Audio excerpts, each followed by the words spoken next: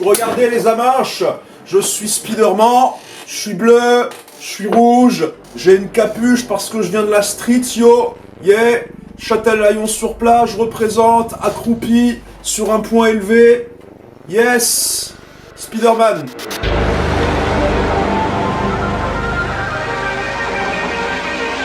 Bonjour à toutes et à tous, ici Loïc Moderne et bienvenue dans les dossiers Jump Fiction. J'ai écrit la chanson, je vous donne toutes les explications. Et cette fois on va parler de la chanson de Miles Morales, à savoir le nouveau Spider-Man. Bien sûr, avant de continuer cette vidéo, je vous invite à d'abord regarder le clip original sur la chaîne de Ty et Sacha. Oui, on a fait ce clip pour célébrer l'arrivée du nouveau film Spider-Man, mais vous allez me dire, mais comment ça se fait? Il est sorti à peine la semaine dernière. Ben, c'est très simple, c'est parce qu'on a eu l'occasion de le voir en avant-première, disons fin novembre, et bah du coup c'était un super bon film, on a kiffé, ça nous a beaucoup inspiré, et on a voulu profiter de l'occasion peu de temps après la sortie officielle, pour que vous puissiez avoir une extension musicale de cet univers, de ce nouveau Spider-Man qui est juste putain de bien. Enfin, j'aime quelque chose en rapport avec Spider-Man depuis...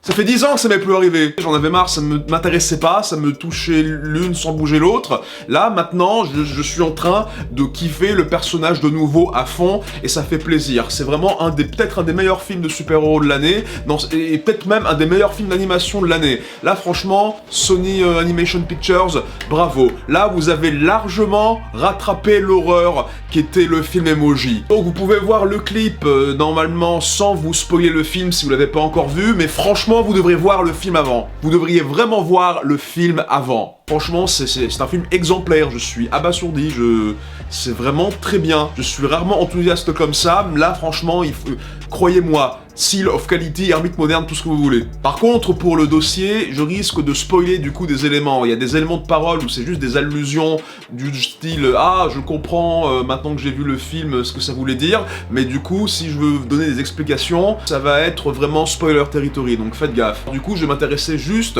aux paroles, aux lignes de la chanson qui me semblent particulièrement intéressantes et qui véhiculent un sens sur lequel j'ai vraiment beaucoup de choses à dire. Et pour le reste de la chanson, bah, je me suis dit que ce serait peut-être quand même plus marrant que chacun se fasse son idée, que les gens trouvent eux-mêmes les différents niveaux d'interprétation. Donc chez vous, dans les commentaires, qu'est-ce que vous pensez du texte? Est-ce que vous avez remarqué des références et des allusions que je n'ai pas abordées dans cette vidéo? Faites vous-même votre propre dossier dans les commentaires et dites-moi ce que vous avez trouvé. Allez, on commence. On commence donc par le refrain spectaculaire, amazing, ultime. Alors pourquoi avoir mis deux mots d'anglais puis un mot de français après? Parce que je fais ce que je veux, c'est moi qui écris. Si je veux faire du mélange de langues, c'est mon problème, hein? Alors plus sérieusement, en fait, ces trois mots sont des références directes à des titres particuliers de Spider-Man. On a le Amazing Spider-Man, c'est le titre original de la BD depuis les années 60-70. On a le Spectacular Spider-Man, qui est une autre ligne de comics des années 70, je crois que c'est 76, je sais plus, corrigez-moi dans les commentaires, et qui fait référence aussi, bien sûr, à la série animée Spectacular Spider-Man. Et bien sûr, vous avez Ultime, en référence avec Ultimate Spider-Man, parce qu'il faut savoir, en fait, que dans les comics Marvel, en tout cas dans les années 2000 je crois, il y avait en fait deux lignes de comics Marvel différentes. Il y avait la ligne temporelle normale, et tu avais la ligne temporelle Ultimate, où tu avais des réinterprétations, des versions différentes, des différents personnages et héros du monde Marvel. C'est d'ailleurs de là que vient l'idée d'un Nick Fury noir qu'on a vu du coup dans les films Marvel au cinéma. Et là on a le Ultimate Spider-Man avec un Peter Parker lycéen qui vit des amourettes et des aventures typiques d'un jeune de son âge, mais à un moment il y a eu un gros événement dans le monde de Marvel Ultimate, pardon, qui a fait que Peter Parker, le Spider-Man qu'on connaissait sous ce nom, est mort. Il est décédé pour de bon, et du coup il a été remplacé par un nouveau Spider-Man qui s'appelle Miles Morales, un jeune gamin des quartiers de Brooklyn aussi, qui, comme vous le connaissez, est celui qu'on voit dans le film justement. Donc là pour le coup, Miles Morales est vraiment l'ultime Spider-Man, parce qu'il vient de la génération, il vient de la ligne temporelle Ultimate, et parce que bah, c'est le dernier qu'on a en ce moment, après Peter Parker qui est mort. Là on a la version, celui qui tabasse, celui qui est le meilleur, l'ultime, le successeur, celui qui a pris le flambeau quoi, tu vois. Et bien sûr, bah voilà, Spectacular, Amazing, Ultime, ça c'est vraiment des bons titres, genre quand t'as envie d'avoir de la street cred, que dans le monde du rap, t'as vraiment envie qu'on croit que t'es un bonhomme quoi. j'agrandis la team. En tant que super-héros, c'est quelqu'un qui a la puissance de plusieurs êtres humains, tu vois, genre Spider-Man, il peut sauter plus haut, il peut soulever des trucs super lourds, il a la force d'une dizaine, d'une centaine d'êtres humains en un seul corps, mais en même temps, tu vois, Spider-Man, ça reste quand même un être humain normal, mais avec des super-pouvoirs, ça reste quand même quelqu'un qui a des incertitudes, quelqu'un qui a des doutes, quelqu'un qui a des faiblesses typiquement humaines, et ça c'est typique dans les mondes Marvel, c'est de faire en sorte d'avoir des êtres humains normaux, avec des problèmes d'êtres humains normaux, mais qui du coup sont vocation de devenir meilleurs, plus grands, des dieux comme les super-héros qui sont censés être. Et du coup, ce Spider-Man, c'est quelqu'un qui est plein de doutes, qui a plein de soucis dans la vie, même s'il est super fort, faut quand même qu'il ait des gens autour de lui, du coup il a grandi la team, il faut qu'il y ait plus de Spider-Man dans le monde, ce qui fait référence du coup à Bienvenue dans le Spider-Verse nouvelle génération, parce qu'en fait dans le film, encore une fois spoiler, le coup c'est qu'il y a plusieurs Spider-Man de différentes dimensions parallèles qui se réunissent et qui servent un petit peu de mentors, qui servent à aider Spider-Man dans sa mission, le Spider-Man donc de ce clip, Miles Morales, ils servent de modèle pour que lui puisse devenir le Spider-Man ultime qu'il aspire à être. C'est la nouvelle génération de Spider-Man qui arrive, quoi. Les nouveaux Spider-Man que les gens n'ont jamais connus avant, les gens ont connu que Peter Parker au cinéma dans le passé, maintenant ils ont l'étendue d'une nouvelle génération, d'une nouvelle fournée de Spider-Man qui existe dans de multiples dimensions, et ça agrandit vraiment les horizons pour vous les spectateurs, et pour lui, Miles Morales. Bienvenue au Spider-Verse, nouvelle génération. Et là on a un double jeu de mots, tu vois, Spider-Verse et nouvelle génération, tout simplement en fait parce que en français ça s'appelle Spider-Man New Generation, tu vois, mais en anglais, aux États-Unis, au Canada, tout ça, le film s'appelle Spider-Man Into the Spider-Verse, Spider-Man dans le Spider-Verse, dans les univers parallèles de Spider-Man, quoi. Donc oui, on vient encore une fois de traduire en anglais un truc déjà en anglais. Mais les deux titres fonctionnent vu les thèmes du film, donc ça va. Au fond t'es Spider-Man, on accepte la mission.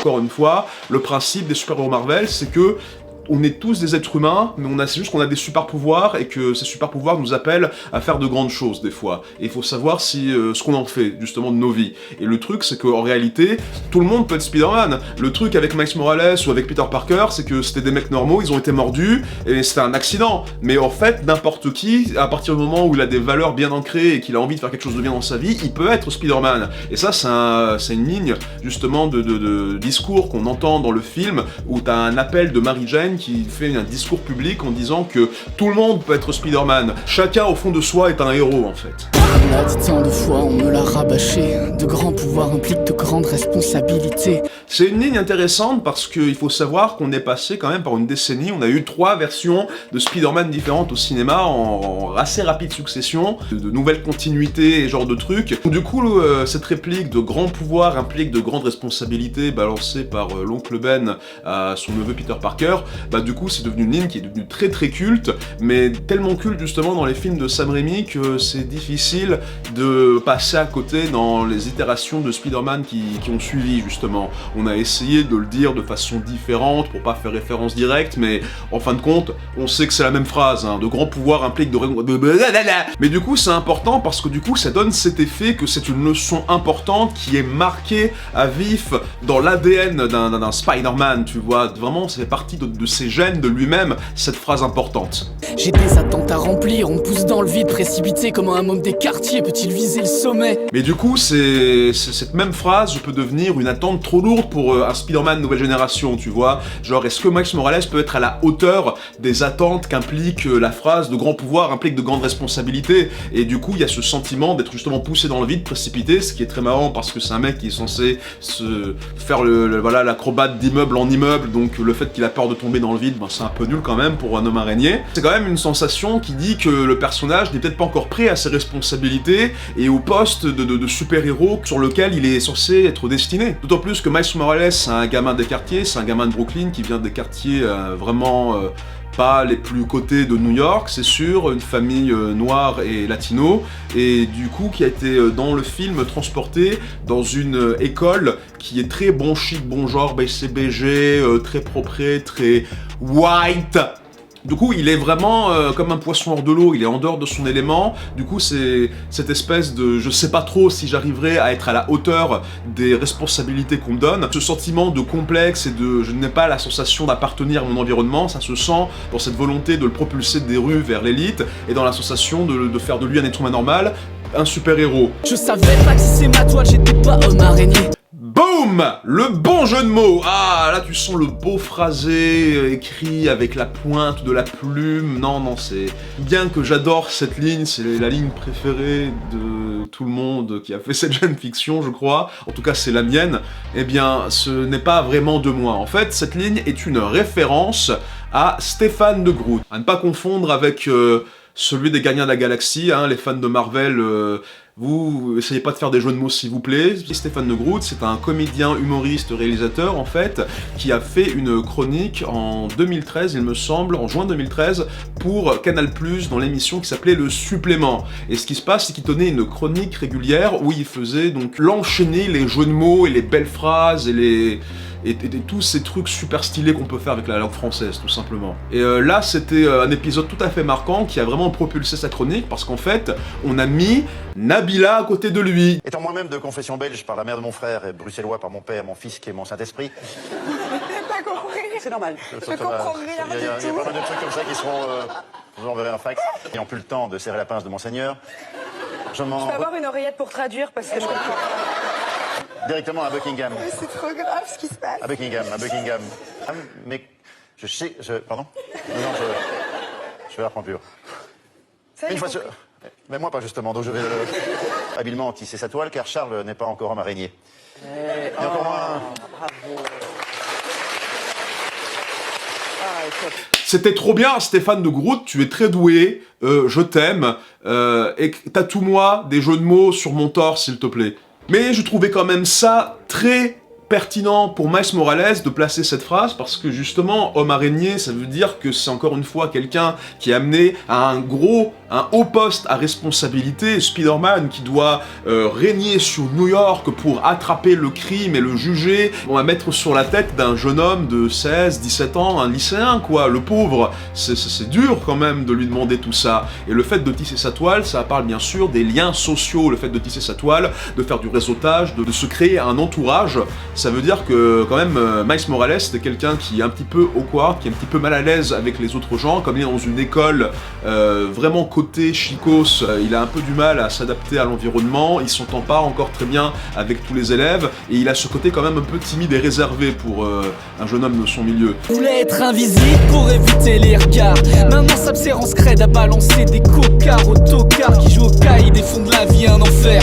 Ils m'ont vu virevolter, ils vont pas voir venir l'attaque éclair. Alors, encore une fois, spoiler, en fait, dans le film, Spider-Man développe d'autres super pouvoirs, comme celui de devenir invisible. Miles Morales, c'était quelqu'un d'un peu introverti, il s'entend bien avec ses amis, mais les amis qui venaient de son quartier à la base. Mais maintenant, il est propulsé dans un nouvel environnement, l'école chicos, le monde du super-héroïsme, qui fait que, il est pas à l'aise, bien sûr, et que du coup, il avait peur d'être constamment humilié, voulait se cacher, quoi. Du coup, il y avait un intérêt thématique intéressant de faire un personnage qui veut être invisible, qui veut se cacher, et c'est un vrai super-pouvoir qu'il développe, ce Spider-Man-là, mais cette fois, ce n'est pas pour éviter les problèmes, c'est vraiment pour essayer de les affronter, des cocards aux tocards qui jouent les caïds, voilà, caïds en référence aux méchants iconiques du monde de Spider-Man et Daredevil. Il y a évidemment la référence à la fin à l'attaque éclair, parce que oui, ce Spider-Man-là peut aussi balancer de l'électricité. Je ne sais pas si dans la nature ça existe des araignées capables de balancer des décharges électriques, mais voilà quoi, on part d'un souhait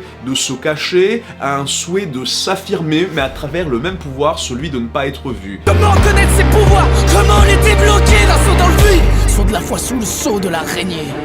À un moment dans le film, Miles Morales, il savait pas comment débloquer ses pouvoirs, vraiment littéralement. C'est-à-dire qu'à un moment, en fait, il avait tout son potentiel de super-héros Spider-Man qu'il ne pouvait pas tout à fait contrôler. Je veux dire, littéralement, en fait, l'action du film se passe à peu près sur 24-48 heures, 3 jours au bas mot, disons.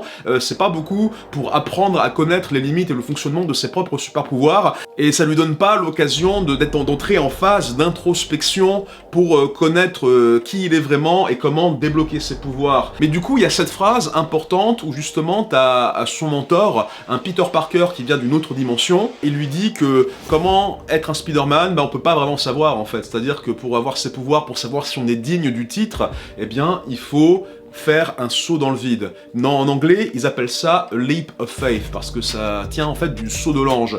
Mais tout ce que tu sais, c'est que si tu ne le fais pas, il y aura rien de bien qui va arriver dans ta vie, il y aura rien qui va se passer. C'est pour ça que j'ai fait un saut dans le vide, comme ça a été traduit dans les sous-titres dans l'avant-première du film, mais aussi saut de la foi pour adapter littéralement le terme leap of faith utilisé dans les dialogues du film. Du coup, jeu de mots, saut sous le sceau de l'araignée, l'emblème de l'araignée. À partir du moment où Miles a fait vraiment ce saut dans le vide, ce saut de la foi, où il a fait confiance à lui-même et en ses amis, eh bien, il a décidé justement d'accepter pleinement son identité de Spider-Man et il est maintenant marqué du sceau de l'emblème de ce héros iconique que tout le monde connaît. Et ça, c'est beau, tu vois, c'est là que la transformation se fait et c'est généralement là, justement, que tu as ce plan iconique du film où t'as Miles Morales qui saute, qui virevolte, tombe dans le vide à l'envers, t'as l'impression que t'as New York qui est au-dessus de sa tête, c'est dans le ciel et qu'il vole vers le haut alors qu'en réalité il tombe. Cette scène-là, elle est super iconique, elle est utilisée dans les trailers, les bandes annonces. C'était important de finir sur cette note-là, tu vois. Et voilà, c'était les quelques lignes que j'ai analysées, que j'ai expliquées pour vous pour ce Jump Fiction.